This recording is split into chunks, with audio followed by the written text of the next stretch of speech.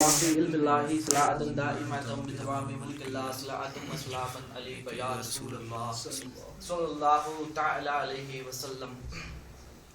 جیسا کہ آپ سب کو معلوم ہے، آج نائب مصطفیٰ عطاء مصطفیٰ سلطان الہند خواجہ غریب نواز اجمیری چشتی سنجری رحمۃ اللہ علیہ کا یوم وفات کا دن تھا 6 شریف کو، اور اسی مہینے میں 14 رجب کو ان کی پیدائش تھی۔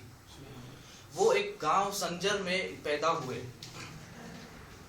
کم ہی عمر تھی، 15 برس کی عمر تھی، ان کے والد صاحب فوت ہو گئے، یتیم ہو گئے وہ۔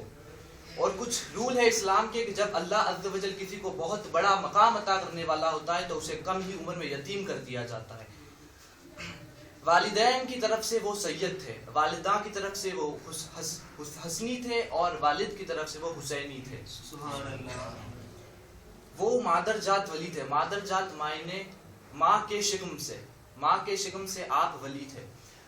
15 سال کی عمر کے بعد وہ اپنے پیر و مرشد کی تلاش میں نکل گئے۔ پھر وہ اپنے پیر و مرشد حضرت عثمان ہارونی کے ساتھ 20 سال تک رہے۔ 20 سال تک انہوں نے ان کا بستر، جوتے، چپل جو بھی مل لیا کرتا تھا اٹھا لیا کرتے تھے، اسے چوم لیا کرتے تھے، اسے بوسہ دیا کرتے تھے۔ جب 20 سال پورا ہوا تو آپ کے پیر و مرشد نے ارشاد فرمایا، معین تمہارا کام ہو گیا۔ پھر وہ انہیں لے کر مدینہ شریف، مکہ شریف کی طرف لے چلے۔ مکہ شریف میں کعبۃ اللہ کے نیچے کھڑے ہو کے ارشاد فرماتے ہیں، یا اللہ، ان کے پیر و مرشد ارشاد فرماتے ہیں، یا اللہ معین الدین کو قبول کر۔ تو ندا آتی ہے، معین الدین قبول ہے، وہ اللہ کا دوست ہے، وہ اللہ کا محبوب بندہ ہے۔ پھر وہ کعبۃ اللہ سے مدینہ شریف چل پڑتے ہیں۔ مدینہ شریف میں جیسے ہی آقا علیہ السلام کی بارگاہ میں حاضر ہوتے ہیں اور ان کے شیخ پیر و مرشد ارشاد فرماتے ہیں، معین سلام کرو۔ تو معین الدین سلام کرتے ہیں تو جواب آتا ہے، معین الدین سلامت ہو، تمہیں قطبیت کا مقام عطا کر دیا گیا ہے۔ پھر وہ مسجد نبوی میں بیٹھے ہوتے ہیں تو سرکار مدینہ صلی اللہ علیہ وسلم کی بارگاہ سے ارشاد آتا ہے، آواز آتی ہے، خدام سنتے ہیں کہ معین کو بلاؤ، معین الدین کو بلاؤ۔ تو خدام باہر جا کے زور سے چلاتا ہے، معین الدین کو بلایا جا رہا ہے۔ تو بہت سارے معین لبیک یا رسول اللہ، لبیک یا رسول اللہ کہہ کر حاضر ہو جاتے ہیں۔ تو خدام واپس اندر آتے ہیں، یا رسول اللہ صلی اللہ علیہ وسلم، باہر تو بہت سارے معین الدین ہیں، کس کو بلایا جائے؟ تو آپ ارشاد فرماتے ہیں، معین الدین چشتی کو بلایا جائے۔ پھر انہیں پتہ چل جاتا ہے کہ مجھے ہی کال ہوا، کال ہے، میرے لیے ہی کال ہے۔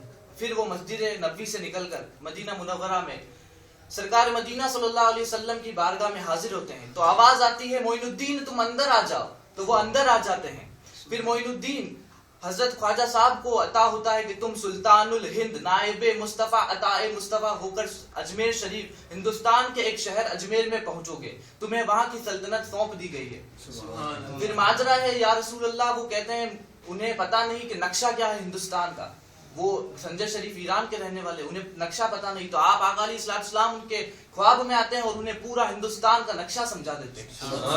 پھر آپ لاہور شریف ہوتے ہوئے، دلی ہوتے ہوئے اجمیر شریف تشریف لاتے ہیں، اور دلی سے اجمیر کے راستے میں آپ اپنی نگاہ کرم سے، صرف اور صرف نگاہ کرم سے 700 خاندانوں کو ایمان کی دولت سے مالا مال عطا فرما دیتے ہیں۔